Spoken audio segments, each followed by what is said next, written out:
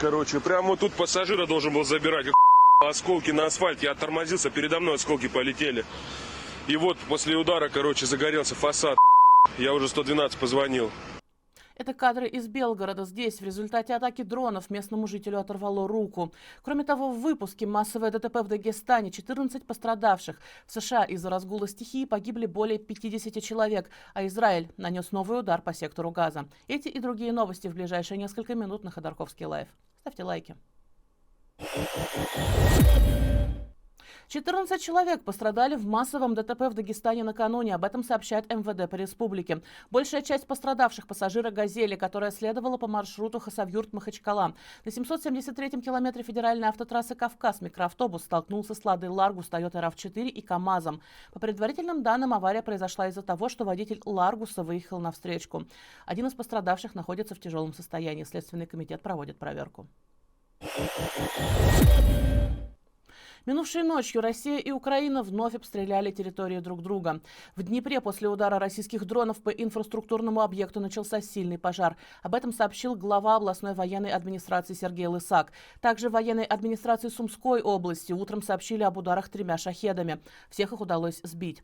Российская же Минобороны заявила, что за ночь над территорией России было уничтожено 46 украинских дронов. Из них 41 над Белгородской областью, еще по 2 над Брянской и Курской, 1 над Орловской. В Белгородской области под удар попали 6 населенных пунктов. Там обошлось без пострадавших. Местные жители выкладывают видео из Прохоровского района, где сбитый дрон повис на ветках дерева. По словам очевидцев, последствий на земле нет. А вот в самом Белгороде ранен 18-летний молодой человек. Об этом местный губернатор Вячеслав Гладков сообщил у себя в телеграм-канале. По его словам, у пострадавшего травматическая ампутация руки. Он в больнице в тяжелом состоянии. А в местных пабликах расходятся видео, как люди пытаются до приезда спасателей своими силами потушить загоревшееся возле торгового центра дерево.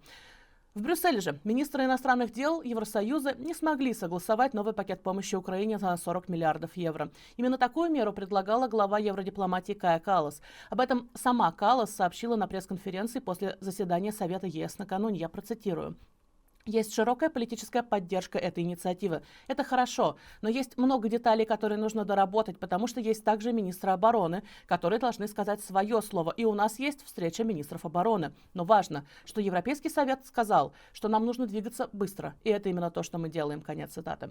При этом агентство Рейтер отмечает, что среди стран Северной Европы, особенно тех, что находятся ближе к России, предложение действительно встретило сильную поддержку. А вот среди других стран Евросоюза встречаются разные позиции. Словакия, например, готова поддержать предложение, но свой вклад вносить не намерена. Италия и Испания же не готовы поддержать увеличение поддержки Украины. В интервью перед заседанием глав МИД представители этих стран отметили, что еще слишком рано высказывать определенную позицию по предложению Каллас. Представители Франции также выражали сомнения по поводу плана. Министр иностранных дел Италии Антонио Таяни был конкретен и прямо обозначил, чего именно, на его взгляд, стоит подождать, прежде чем принимать новый пакет помощи.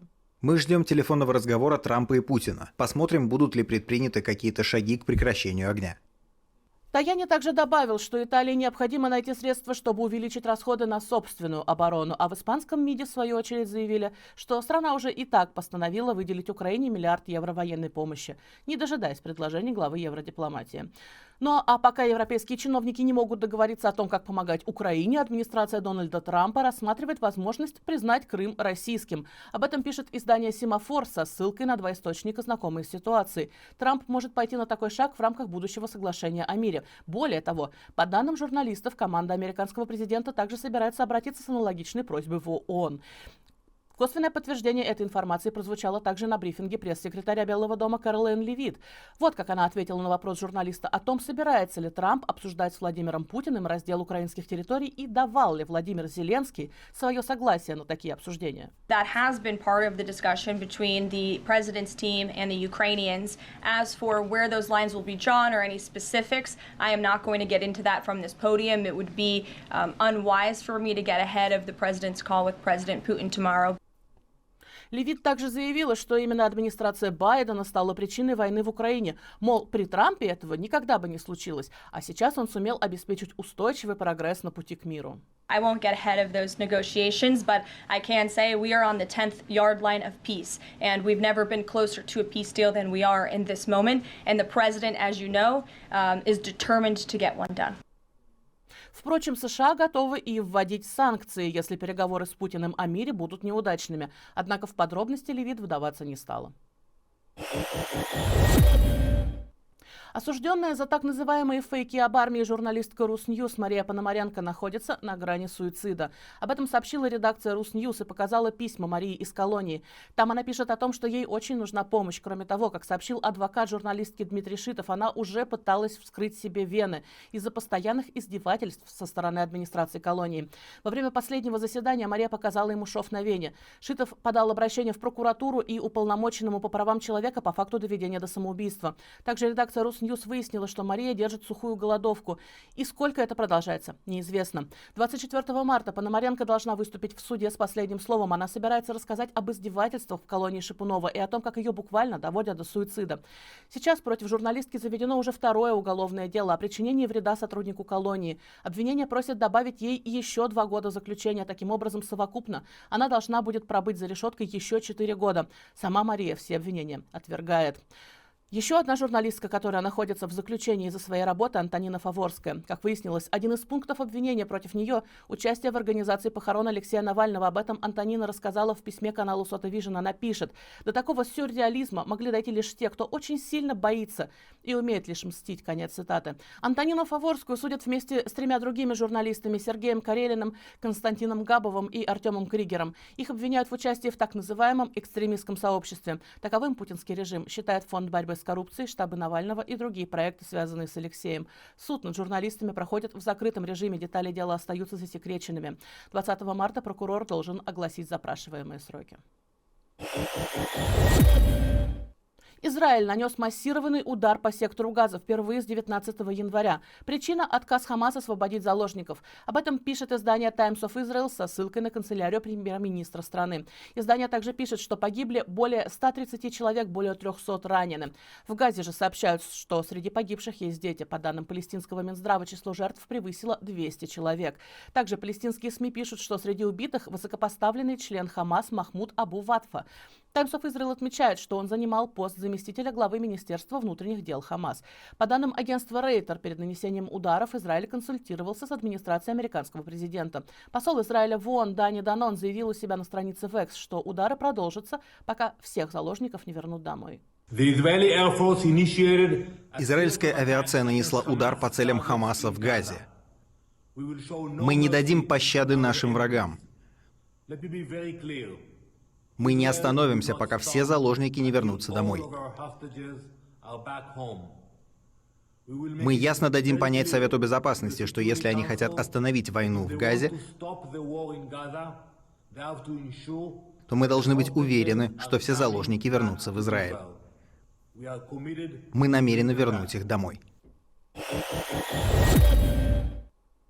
7 человек погибли при крушении пассажирского самолета в Гондурасе. По данным издания La Prensa, Jetstream, рассчитанный на 33 пассажира, столкнулся с механической неисправностью при взлете. Он упал в море сразу после вылета из аэропорта на острове Роатан. На борту находилось 14 пассажиров и 3 члена экипажа. Агентство Рейтер сообщает, что 10 человек удалось спасти. Растет число жертв серии торнадо, которая началась в США в конце прошлой недели. 40 погибших. Сильнее всего от стихии пострадали южные и центральные штаты, особенно Миссури, где погибло 12 жителей. Без электричества остались 250 тысяч домов. В нескольких штатах объявлен режим ЧС. Арканзас. Для помощи ликвидации последствий урагана даже пришлось направить силы Национальной гвардии. При этом, по данным метеорологов, угроза новых торнадо сохраняется. И на этом разгул стихии в стране не заканчивается. В Канзасе и Техасе полевые бури, которые вызвали массовые ДТП. В Канзасе столкнулось 50 транспортных средств. 8 человек погибли. В Техасе из-за столкновения 38 машин погибли 4. А в Оклахоме из-за экстремальных погодных условий начались лесные пожары. Погибли 4 человека. Выгорело порядка 700 квадратных километров земли. Уничтожено 300 строений, в том числе фермерский дом губернатора Кевина Стита. Кроме того, ветер перевернул 4 автопоезда.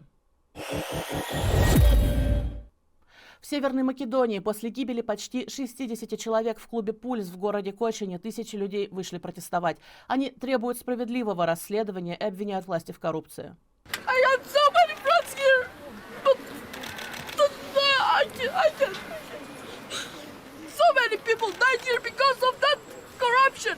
Группа людей разрушила кафе, которое, как считается, принадлежит одному из владельцев клуба «Пульс».